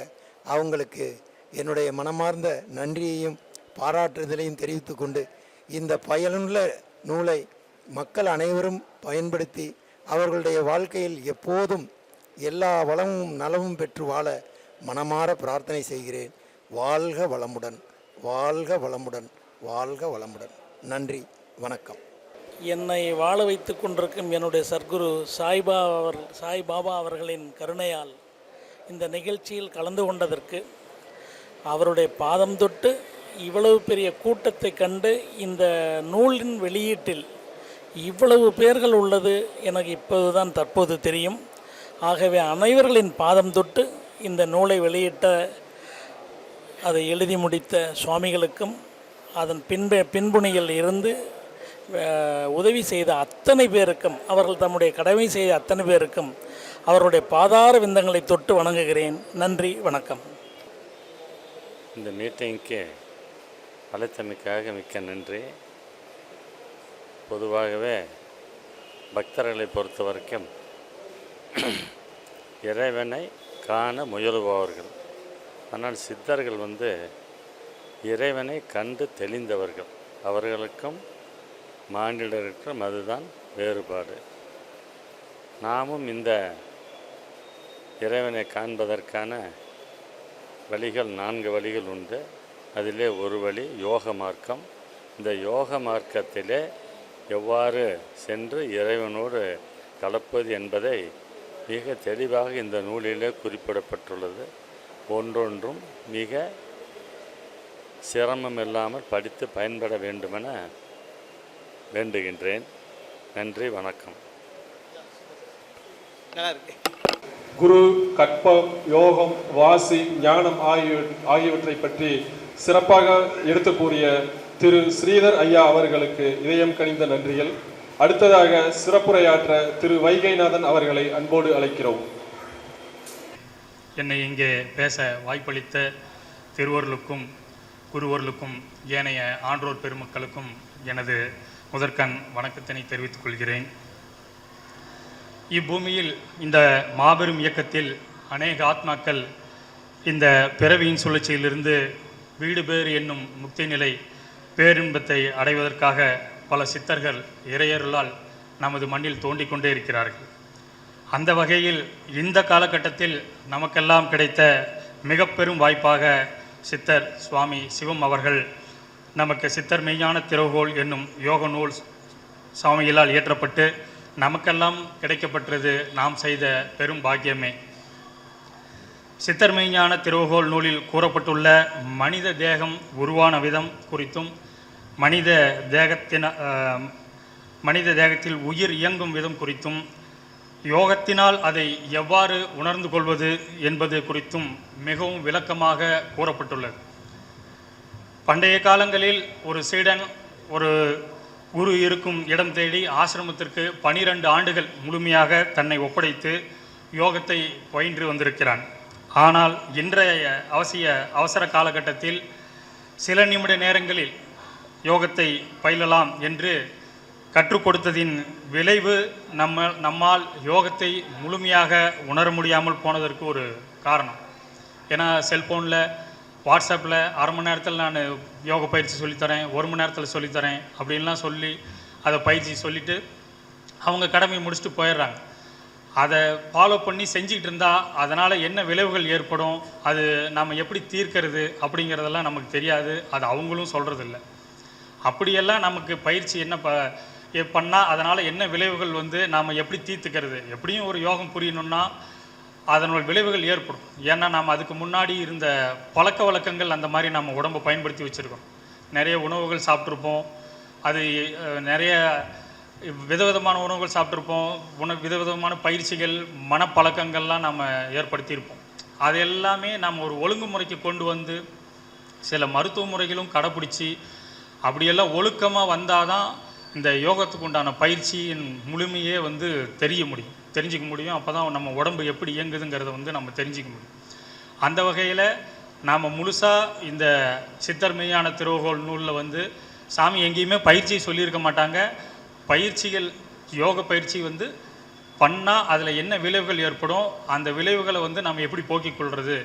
அடுத்தது இந்த முதல் பகுதியில் இந்த பயிற்சியோட அந்த இதெல்லாம் போட்டிருக்கோம். இரண்டாவது பகுதியில் வந்து கற்பம் முதலிய மருந்துகள்லாம் நம்ம எடுத்துக்கணும் அப்படிங்கிறதெல்லாம் வந்து இரண்டாவது பகுதி. அதுக்கு அடுத்த மூன்றாவது பகுதிகள் எல்லாமே வரும். இனி பின்வரும் பகுதியில் வந்து 2-3 பகுதிகளில் வந்து அதெல்லாம் வெளியே வரும். ஆண்டவனுடைய அருளால் நாம் அதுக்காக நம்ம வணங்கி நாம் சுவாமிகளை நம்ம போற்றி இதாக இருப்போம். ஏன்னா கடந்த 20 வருடமாக நான் வாசியோகம் என்னும் பயிற்சி நான் பட்டுருக்கிறேன். ஏன்னா பாதிப்படைஞ்சதுனால சாமி வந்து நீ அவசியம் வந்து மேடையில் நீ சொல்லணும் அப்படின்னு சொன்னார். பாதிக்கப்பட்டதுனால சரியானது எதுன்னு கண்டுபிடிக்கிறதுக்கே எனக்கு ஒரு 20 வருஷம் ஆகிடுச்சு. ஏன்னா நானும் ஒரு குருக்கிட்ட இந்த மாதிரி மூச்சு பயிற்சி, அதுவும் வந்து நாடி சுற்றி பயிற்சி வந்து ஒரு 3 மாத காலம் வந்து எடுத்து அதுக்கப்புறம் தான் வாசி பயிற்சியில் வந்து பண்ணிகிட்டு இருந்தேன். ஒரு 3-4 மாத காலம், மொத்தம் 6 மாத காலம் நல்லாவே போயிட்டு இருந்தது. ஆனால் நம்மளுடைய பழக்க வழக்கம், நம்ம வீட்டில் நம்ம குடும்பத்தில் பழகிறது, நம்மளுடைய அலுவலகத்தில் நம்மளுடைய நண்பர்களோடு பழகிறது, நம்ம உணவு முறையை கடைப்பிடிக்கிறது, நாம் ஒரு ஒழுங்காக உணவு முறையை கடைப்பிடிச்சிட்டு இருப்போம். ஆனால் அலுவலகத்தில் வா போய் அங்கே ஒரு டீ சாப்பிட்டு வரோம், ஒரு பஜ்ஜி போண்டா சாப்பிட்டு வரலாம். அது என்ன எண்ணெயில் சுட்டிருப்பாங்க, பாமாயில் என்ன ஏதுன்னு தெரியாது. நாம் காலையில் பண்ணிட்டு வந்த அந்த யோகம் வந்து அந்த அவங்க ஒரு 10-11 மணிக்கு நம்மளை டீ சாப்பிட கூப்பிட்ற நேரம், அந்த பஜ்ஜி சாப்பிட்ற நேரம், அது என்ன மாதிரியான விளைவுகளை ஏற்படுத்தும் அப்படிங்கிறது நமக்கு தெரியாது. பின்னாடி நாம் வந்து சாயந்தரமோ நம்மளால் ஏதாவது உடம்பு முடியலைங்கும் போது அது என்ன காரணம் அப்படின்னு நம்மளுக்கு தெரிஞ்சிருக்காரு. இதெல்லாம் நுட்பமாக கண்டுபிடிக்கிறதுக்கு நாம் கண்டிப்பாக குருவின் முகாந்திரமாக இருந்து தான் சரி வாட்ஸ்அப்பில் ஒரு வீடியோ சொல்லிட்டாரு, இனிமேல் அதை ஃபாலோ பண்ணி எல்லாம் ஞானி ஆயிடுவோம் அப்படின்னு சொல்லிட்டு நாமளும் ஆர்வமாக இருந்தவங்களும் இருக்கிறவங்களும் உண்டு. அதெல்லாம் அப்படி இல்லாமல் நம்மளுடைய பழக்க வழக்கம். நான் கூட இப்போ சாமிகிட்ட சமீபமாக சந்தித்ததுனால கேட்டேன், சாமி இதனால் வரலும் தவறான அணுகுமுறை பண்ணிட்டேன், சரியானது அணுகுமுறை என்னன்னு சொல்லுங்கள் சாமின்னா, சாமி முடியாது அப்படின்னு சொல்லிட்டார். ஏன்னா நீ இங்கே இருக்கிறவர்களும் சரியாக இருப்ப, வீட்டுக்கு போய் என்ன நீ அணுகுமுறை சரியான அணுகுமுறை பண்ணுறங்கிறது எனக்கு தெரியாது. அதனால் முழுமையாக தன்னை சாமிகள்கிட்ட ஒப்படைச்சி அந்த முழுமையான யோகத்தை பயின்று நாமளும் அந்த யோக விளைவால் நமக்குள்ளே என்ன மாற்றங்கள் நடக்குது, அது என்ன சுவாமிகள் தீர்வு கொடுக்குறாரு அப்படிங்கிறத நம்மளை நாம் ஒப்படைக்கிறதன் மூலிமா, அதான் சரணாகதின்னு சொல்லுவோம், அந்த ஒப்படைக்கிறதன் மூலிமா தான் நம்ம ஆன்ம முன்னேற்றம் நாம் அடைய முடியும் ஒவ்வொருத்தரும். அதனால் முதல்ல நம்ம சரணாகதி இதில் நம்மளை நாம் ஒப்படைக்க தயாராக இருக்கணும். அது ஒப்படைக்க தயாராக இருந்தால் இந்த மாதிரி பாதிப்புகள் குறைவாகவோ அல்லது இல்லாமலோ கண்டிப்பாக நம்ம நிவர்த்தி செஞ்சுக்க முடியும். அப்படி ஒரு வகையில் வந்து பாதிக்கப்பட்டவங்க ஒருத்தரால் ஒரு அன்பு வேண்டுகோளாக நீங்கள் நான் விடுக்கிறேன், இந்த யோக நூலை வந்து நீங்கள் படித்து அதுக்கு மேலே உங்களுக்கு வந்து இந்த பயிற்சிக்கு வரணும் அப்படின்னு நீங்கள் நினைக்கும்போது வந்து சுவாமியை தொடர்பு கொண்டு நீங்கள் முழுமையாக வந்து அதில் ஈடுபட்டு அந்த பயிற்சி முறைகளை சரியானதாக செஞ்சு உங்கள் உடல்நிலையும் உங்களுடைய மனநிலையும் உங்களுடைய ஆன்ம முன்னேற்றத்தையும் அடைஞ்சு பிறவியில்லா பெருநிலை வீடு பெறும் என்னும் முக்தி நிலையை நாம் எல்லோரும் அடைந்து இன்புற்று வாழ்வோமாக. பேச வாய்ப்பளித்த அனைவருக்கும் நன்றி, வணக்கம். அடுத்ததாக நன்றியுரையாற்ற திரு வரதராஜன், தலைவர் பட்டினத்தார் அடிகள் ட்ரஸ்ட் அவர்களை அழைக்கிறோம். எல்லாருக்கும் வணக்கம். இந்த நூலை பற்றி சாமி ரொம்ப அழகாக பேசினார். இதில் பின்னாடி இருக்கிற எவ்வளோ கஷ்டங்கள், கிட்டத்தட்ட இதில் மறைமுகமாகவும் நேரடியாகவும் பல பேர் உதவி செஞ்சுருக்காங்க. அவங்களுக்கு எல்லாருக்குமே நன்றி. முதல்ல இந்த நூல் வெளியிடணும் அப்படின்ற சிந்தனையே எங்களுக்கு இல்லை. இது நூலாக மாறும், இவ்வளோ தூரம் வரும், அதெல்லாம் எதிர்பார்ப்பே இல்லை. முதல்ல இது ஒரு யூடியூப் பதிவாக தான் ஆரம்பித்தோம். இது மக்களுக்கு போய் உண்மையான ஆன்மீகத்தையும் உண்மையான யோகத்தையும் சேர்க்கணும் அப்படின்றது ஒரு எண்ணம் மட்டும்தான் இருந்தது. அதை சாமிக்கிட்ட சொன்னதால் சாமி ஒரு யூடியூப்பாக மாற்றணும் அப்படின்ற சொன்னார். சரி யூடியூப்பாக அதை பதிவு செய்யலாம் அப்படின்ற முறையில் தான் அதை பதிவு செஞ்சோம். இதுக்கு பெரும் உதவி செய்த திரு அறிவழகன் அவர்களுக்கு நன்றி சொல்கிறோம். அப்புறமா இது யூடியூப்லேருந்து வரி வடிவத்துக்காக சாமி வந்து தன்னுடைய நாட்குறிப்பில் வந்து அங்கங்கே எழுதிட்டார். அதை நேரடியாக டிடிபிக்கு எடுத்து கொடுக்கலாம் அப்படின்னு போனால் அது சரியாக வரல. ஏன்னா அவங்களுக்கு புரிஞ்சு அதை அடிக்கிறது. இது வந்து யோக நூல், இது சாதாரண நூலோ ஒரு கதையோ அது மாதிரி இல்லை. அந்த மாதிரி இல்லாததால் அவங்களால படிக்க முடியல. மீண்டும் அது டிடிபிலேருந்து வந்துட்டு அதை சாமியே தன்னுடைய ஒளி வடிவமாக மாற்றி அதை வந்து 2 பேர் அந்த ஒளி வடிவத்தை கேட்டு அதை வரி வடிவமாக 2 பேரும் மாற்றினாங்க. அவங்க வந்து மன்னார்குடியில் இருக்க திருமதி துர்காவும் தாம்பரத்தை சேர்ந்த ஸ்ரீதர் அவர்களும். இது அவங்களுக்கு மிக்க நன்றிகளை தெரிவித்துக் கொள்கிறோம். அந்த வரி வடிவத்திலேருந்து ஃபஸ்ட்டு ஒரு டிடிபி ஒர்க்காக போச்சு. புத்தகம் வர்றதுக்கு முன்னாடி இவ்வளோ பேர் கடந்து வந்திருக்காங்க. இது சும்மா இது ஓராண்டுக்குள்ளே பல பேர் இதுக்கு உதவி செஞ்சுருக்காங்க. அடுத்த ஃபஸ்ட் டிடிபியாக இது வந்து மதுரில் ஞானசேகரன் அவரும் அவர் மூலியமாக திருமதி காந்திமதி அவர்கள் அந்த டிடிபியாக அது ஓரளவுக்கு ஒரு வடிவத்துக்கு எடுத்துகிட்டு வந்தாங்க. அவங்களுக்கும் மிக்க நன்றிகள் தெரிவித்துக் கொள்கிறோம். இது பண்ணி முடித்து இதெல்லாம் வரத்துக்கு கிட்டத்தட்ட ஓராண்டுகள் ஆச்சு. இது நான் சொன்ன இந்த 4 விஷயங்கள் ஏதோ ஒரு 5 நிமிஷத்தில் சொன்னேன். இதெல்லாம் வந்து ஓராண்டுகள் ஆச்சு இது வரத்துக்கு. அதுக்கப்புறம் புத்தகத்துக்கு முன்பாக கடைசி டிடிபி ஒர்க்கை வந்து கொடுக்கணும் அப்படின்னு சொல்லிட்டு நம்ம குழுவில் இருக்கிற திரு தாமோதரன் அவர் தன்னுடைய மற்ற வேலைக்கு நடுவில் இந்த டிடிபி ஒர்க்கையும் சேர்த்து பண்ணார். அவருக்கும் பல விதமான வேலைகள் இடையூறுகள் எல்லாம் இருந்தது. அதையும் தாண்டி அவர் இதற்காகவே பல இடங்களை அலைஞ்சு ஆன்மீக நூலை மட்டும் அடிக்கிற திரு கணேசன் அப்படின்ற அவருக்கு ரொம்ப கொஞ்சம் பிஸியான ஆள். அவரை பிடிச்சி அதுக்கப்புறம் அதை டிடிபி ஒர்க்காக எடுத்துகிட்டு வந்தார். இதுக்கு பெரும் உதவின்னா டிடிபி ஒர்க்குக்கு பெரும் உதவி பின்புலமாக இருந்த திரு தாமோதரன் அவருக்கும் மிக்க நன்றியை தெரிவித்துக் கொள்கிறோம். இந்த டிடிபி வந்துச்சு. அதுக்கப்புறம் இந்த டிடிபிலேருந்து ப்ரெஸ்ஸுக்கு போகுது. ப்ரெஸ்ஸுக்கு போகும்போது பல இடைஞ்சல்கள், கொஞ்சம் நெஞ்சம் இல்லை. அதுக்கப்புறம் அதை வந்து ப்ரூஃப் பார்க்குறோம். ப்ரூஃப் பார்க்கும்போது திரு ஸ்ரீதர் சென்னை மாதவரத்தில் இருக்கிறவர் இப்போ அருமையாக பேசின அவர் தான் வந்து இதை ப்ரூஃப் பார்த்தார். இந்த புத்தகத்தை எழுதினவர் சாமின்னா அதுக்கு அடுத்தது அதிகமாக படித்தவர் ஸ்ரீதர் அவர் தான். கிட்டத்தட்ட ஒரு 10 முறையாவது அது படிச்சிருப்பார்.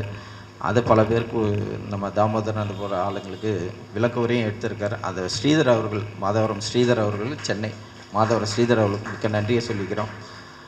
அதுக்கடுத்தது இதுக்கு பொருளாதார ரீதியாகவும் சில உதவிகளை ஸ்ரீதர் கூட இருந்த பாஸ்கரன், கோவிந்தன் அவங்கெல்லாம் பெரும் உதவி செய்திருக்காங்க. அதுக்கப்புறம் இது ப்ரெஸ்ஸுக்கு எடுத்துகிட்டு போகலாம். இதுக்கு அடுத்து இதெல்லாம் 1.5 ஆண்டுகள் கிட்ட மேலே போகுது. 1.5 ஆண்டுகள் போனதுக்கப்புறம் இதை ப்ரெஸ்ஸுக்கு எடுத்துகிட்டு போகலான்னா சேலத்தில் செந்தில் வர்மா வைத்தியர் இதை வந்து ப்ரெஸ்ஸுக்கு எடுத்துகிட்டு போகிறாரு. அதுக்கப்புறம் இந்த நிகழ்ச்சியை நடைபெறத்துக்கும் அவர் கொஞ்சம் உறுதுணையாக இருக்கிறார். அவருக்கும் நன்றிகளை தெரிவித்துக் கொள்கிறோம். அப்புறமா இதுக்கு முன்னாடி ஃபஸ்ட்டு யூடியூப் அப்படின்ற ஒரு விஷயத்தை செஞ்சிட்டோம். அதுக்கப்புறம் யூடியூப் வந்து எப்பயுமே நம்ம கையில் இருக்குமா அப்படின்றது ஒரு சந்தேகம். சாமி சொன்னார், இந்த யூடியூப்பை வந்து எப்போ வேணால் ஹோல்ட் பண்ணலாம், எப்போ வேணால் பிளாக் பண்ணலாம், அதுக்காக நீங்கள் வெப்சைட் போயிடுங்க அப்படின்றாங்க. அப்போது நம்ம வந்து வெப்சைட்டுக்காக திரு சீனிவாசன் அவர்கள் மதுரை அவரை வந்து தொடர்பு பண்ணோம். அதை ஒரு ஆப்பு அப்படின்ற மாதிரி தான் ஃபஸ்ட்டு ஆரம்பித்தோம். அந்த ஆப்பில் என்ன ஒர்க்கு வருமோ அதுக்கு ஈக்குவலாக அவர் அந்த வெப்சைட்டை பண்ணி கொடுத்தார். அது கிட்டத்தட்ட ஒரு 2-3 மாதம் காலம் வெறும் ஃபோன் தொடர்பு தான். நேர்லலாம் போய் பார்த்ததில்லை, எதுவும் செஞ்சதில்லை. இங்கேருந்து ஃபோனில் வெறும் சொல்லுவோம், அதை செஞ்சு அவர் அனுப்புவார். அந்தளவுக்கு அவர் சீனிவாசன் அவரும் மிகவும் ரொம்ப பெரும் உறுதுணையாக இருந்தவர். அவருக்கு ஒரு நன்றிகளை தெரிவித்துக் கொள்கிறோம். அப்புறமா இந்த யூடியூப் பதிவுகளுக்கு வந்து வகுப்புகள் சத்சங்கங்கள் நிறைய எடுத்தோம். இந்த பார்த்திங்கன்னா நிறைய நேரடி வகுப்புகள்லாம் நிறைய பண்ணியிருக்கோம். சாமி நாதகிரி கிட்டத்தட்ட ராஜபாளையம் பக்கத்தில் நாதகிரியில் தங்கி இருக்கும்போது அங்கே சத்சங்கங்கள் வெடிப்போம். நேரடி வகுப்புகள்லாம் வந்து நிறைய பேர் வந்து கலந்து கொண்டு இருக்காங்க.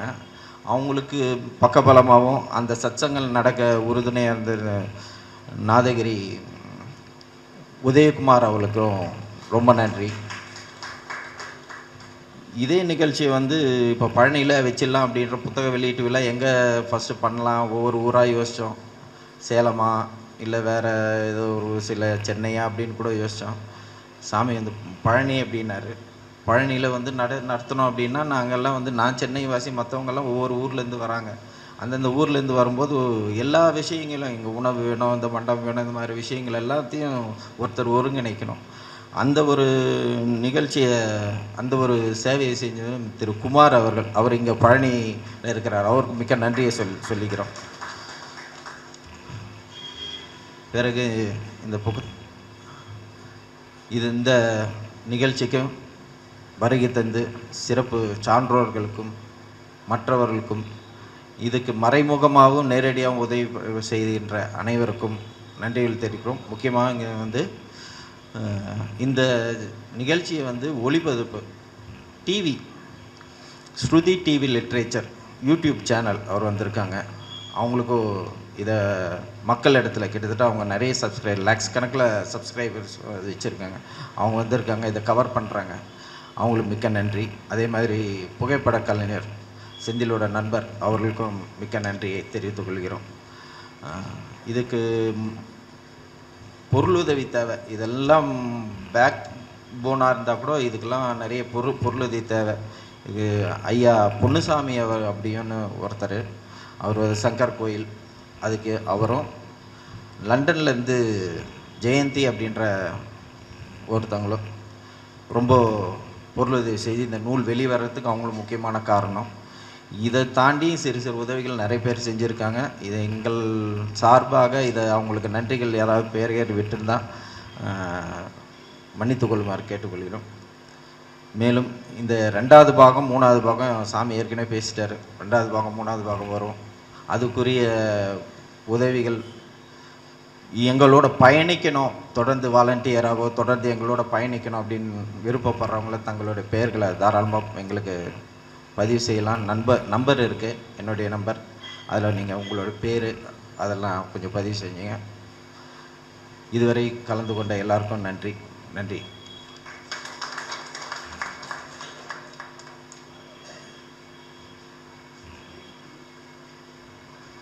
நன்றியுரை கூறிய திரு வரதராஜன் அவர்களுக்கு நன்றிகள். இறுதியாக நன்றியுரை கூற காசி ஸ்ரீ ஈசான சிவம் சிவஸ்ரீ சுப்பிரமணியம் அவர்களை மேடைக்கு அழைக்கிறோம்.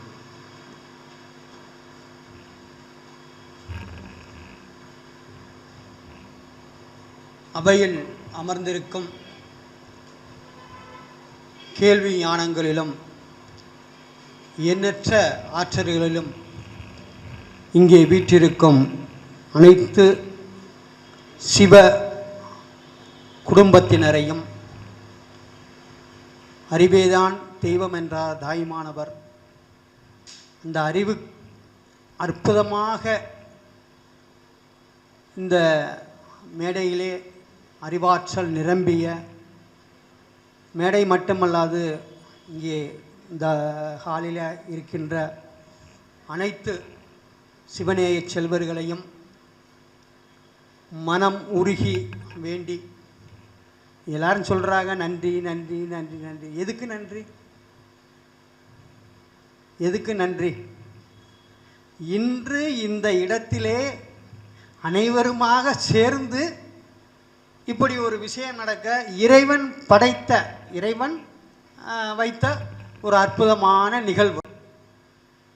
இதுக்கு நாம் அனைவரும் சேர்ந்து இறைவனுக்கு இங்கே சித்தனுக்கு சித்தனாக விளங்குகின்ற தண்டாயுதபாணி போக மகாமுனி சித்தர், இங்கே எல்லாரும் பேசிக்கிட்டு இருந்தே, நாங்களும் நிறைய கேட்டுக்கிட்டு இருந்தோம். எனக்கு நிறைய விஷயங்கள் சொல்ல தெரியாது. ஏதோ சித்தர்கள் வந்து அப்பப்போ ஏதோ வந்துட்டு போன மாதிரி ஒரு உணர்வு. இதை நான் உங்கள் பெருமைப்படுத்துறதுக்கோ இல்லை நான் பெருமைப்படணும் அப்படிங்கிறக்கோ சொல்ல கிடையாது. நான் முதல்ல சொல்லிட்டேன், நன்றிங்கிற அந்த வார்த்தையே வேண்டாம்.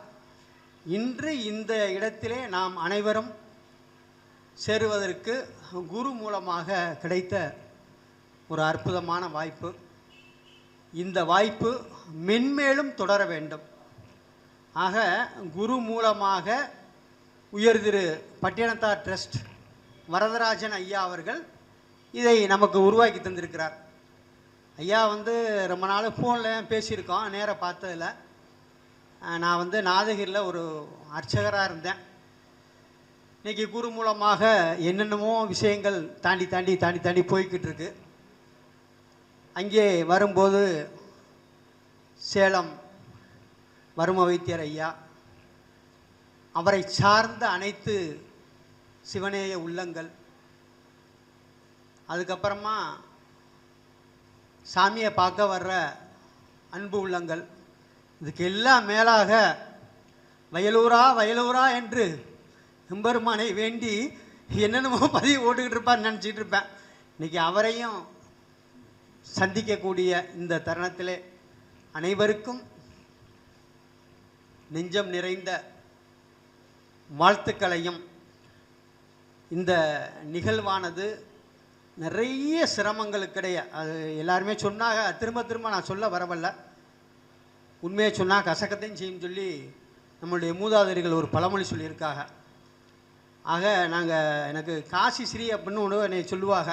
ஏன்னா ராமேஸ்வரத்துலேருந்து இறையர்களாலே காசிக்கு நடந்து போகிற ஒரு வாய்ப்பு கிடச்சிச்சு.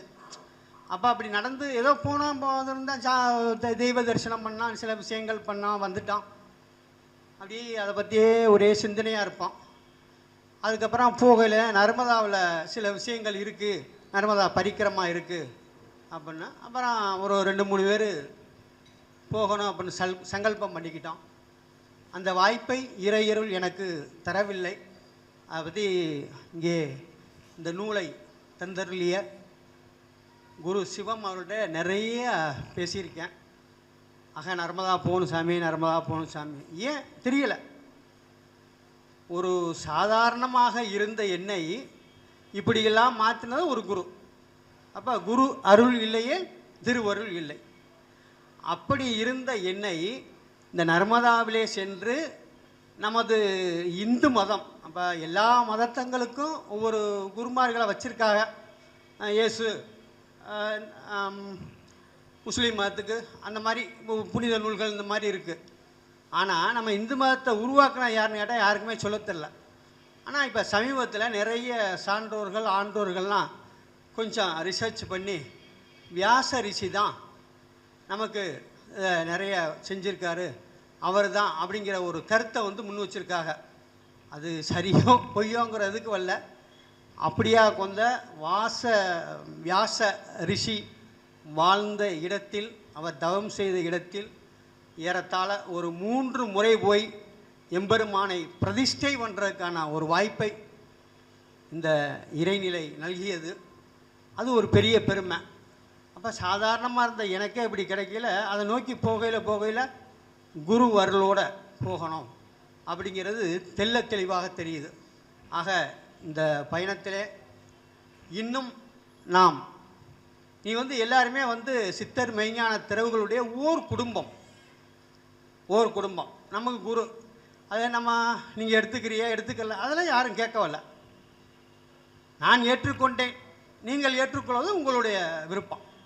ஆக இந்த விருப்பத்தின் பேரில் இந்த உலகத்திற்கு, இனி வரும் தலைமுறைக்கு சித்தர்களால் மறைத்து வைக்கப்பட்ட நிறைய விஷயங்களை அற்புதமாக வடிவடைத்து கொடுக்கின்ற இந்த சர்க்குரு சிவம், குரு சிவம் எப்படியும் நான் சொல்லிக்கலாம். அவர் அதெல்லாம் விரும்ப மாட்டார். அவர் ஒரே வார்த்தையாக சொல்லிட்டார், கருவி. சரி, எங்களுக்கு ஒரு கருவி, எங்களை வழிநடத்தி செல்கின்ற ஒரு கருவி. இந்த கருவி நமக்கு நிறைய தரணும்னா நாம் அவங்கள தொடர்ந்துக்கிட்டே போகணும். அப்படின்னா இந்த நூலை இன்னும் ஒரு அற்புதமான விஷயங்களாக கொண்டு செல்ல வேண்டும். இன்றைய பொருளீட்டல் உலகத்தில் பொருள் இல்லாதற்கு இவ்வளவும் இல்லை, அருளாதற்கு இவ்வளவும் இல்லைன்னு சொல்கிறாங்க. ஆக இந்த புத்தகம் நிறைய சொல்லியிருக்காங்க. நிறைய சோதனைகள், ஏன்னா கூட இருந்த அனுபவிச்சுக்கிட்டு இருக்க ஒரு சிலருக்கு மட்டுமே இது தெரியும். இன்றைக்கி விழா மேடையில் நின்றுக்கிட்டு இருக்கோம், இது விழா, அதெல்லாம் கிடையாது. நாம் எல்லோரும் ஒரு குடும்பம். இந்த நேரத்தில் அனைவரும் சந்திக்கும் வாய்ப்பை குரு மூலமாக இறைவன் நல்கினான் என்ற ஒரு எண்ணத்தை தவிர வேறு எதுவும் இல்லை. ஆக ஏற்கனவே ஐயா அவர்கள் சொன்ன மாதிரிக்க இந்த புத்தக பணி இன்னும் சிறப்பாக செல்ல நிறைய விஷயங்கள் வைத்துள்ளார்கள். தாங்களும் அதில் ஒரு நல்ல நல்ல விஷயங்களை சொல்லி குருவிடம் தெளிவு பெற்று செல்ல, எங்களுக்கும் தெளிவு கிடைக்க அனைவரும் சேர்ந்து அற்புதமாக இந்த செயல்களை வழிநடத்த வேண்டும் என்று இறைவனிடம் வேண்டி விரும்பி இந்த நிகழ்வுக்கு வந்திருந்த அனைவரும் பொன்னார் மேனியனே பொன்னார் மேனியனே புலித்தோலை அரை கசைத்து புலித்தோலை அரை கசைத்து மின்னார் செஞ்சடை மேல் மின்னார் செஞ்சடை மேல் மிளிர்கொன்றை அணிந்தவனே மன்னே மாமணியே மன்னே மாமணியே மலர்பாடி உள் மாணிக்கமே மலர்பாடி உள் மாணிக்கமே அன்னே உன்னையல்லால் அன்னே உன்னையல்லால் இனி யாரை நினைக்கேனே இனி யாரை நினைக்கேனே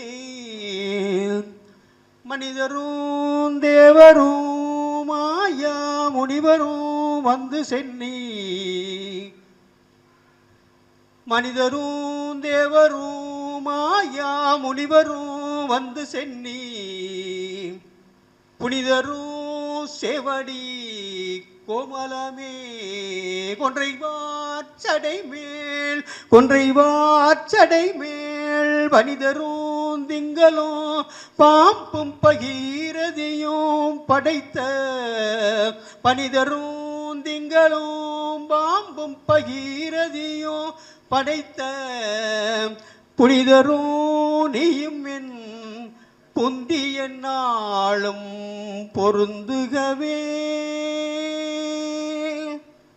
கலையாத கல்வியும் குறையாத வயதும் ஓர் கபடு வாராத நட்பும் கன்சாத வளமையும் குன்சாத இளமையும் கழுவினியில்லாத உடலும் சலியாத மனமும் அன்பகலாத மனைவியும் தவறாத சந்தானமும் தாளாத கீர்த்தியும் மாறாத வார்த்தையும் தடைகள் வாராத கொடையும் தொலையாத நிதியமும் கோராத கோலும் ஒரு துன்பமில்லா வாழ்வோம் துயரின் பாதத்தில் அன்பும் உதவி பெரிய தொண்டரோடு கூட்டு கண்டாய் அலையாளி அழிதுகிலமா எனது தங்கையே ஆதி கடவுரின் வாழ்வே அமுதீஸ்வர் ஒருவாக மகளாத சுகவாணி அருள்வாமி அபிராமியே ஆறிருந்தடந்தோள் வாழ்க ஆறுமுகம் வாழ்க வெற்பை கூறு செய்தனி வேள் வாழ்க புக்குடம் வாழ்க வாழ்க செம்மேல் ஏறிய மங்கை வாழ்க ஆனைதன் அணங்கு வாழ்க மாறிலா வள்ளி வாழ்க வாழ்க சீரடியாரெல்லாம் மாறிலா வள்ளி வாழ்க வாழ்க சீரடியாரெல்லாம் வாழ்க சீரடியாரெல்லாம் இன்பமே சூழ்க எல்லோரும் வாழ்க இன்பமே சூழ்க எல்லோரும் வாழ்க இன்பமே சூழ்க எல்லோரும் வாழ்க ஹரஹர நம பார்வதீபதையே ஹரஹர மகாதேவா. நன்றியுரை கூறிய திரு சுப்பிரமணியம் அவர்களுக்கு நன்றி. மேலும் இந்த நூலின் அடுத்தடுத்த பாகங்கள் வெளியிடுவதற்கு எங்களோடு இணைந்து செயல்பட விருப்பமுள்ள தன்னார்வலர்கள் தேவைப்படுகிறார்கள். அதனால் ஆர்வமுள்ள விருப்பமுள்ள தன்னார்வலர்கள் சித்தர் மெய்ஞான திறவுகோல் இணையதள முகவரியில் வெளியிடப்பட்டுள்ள தொடர்பு எண்ணை தொடர்பு கொள்ளலாம்.